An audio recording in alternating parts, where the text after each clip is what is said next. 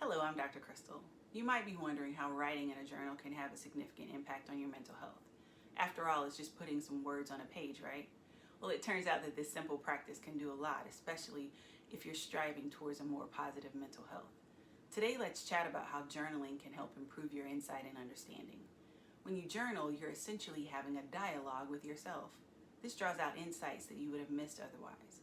It's almost as if two people are working together to better understand each other. This kind of insight is only available to the person who takes the time to connect with and understand themselves in the form of writing.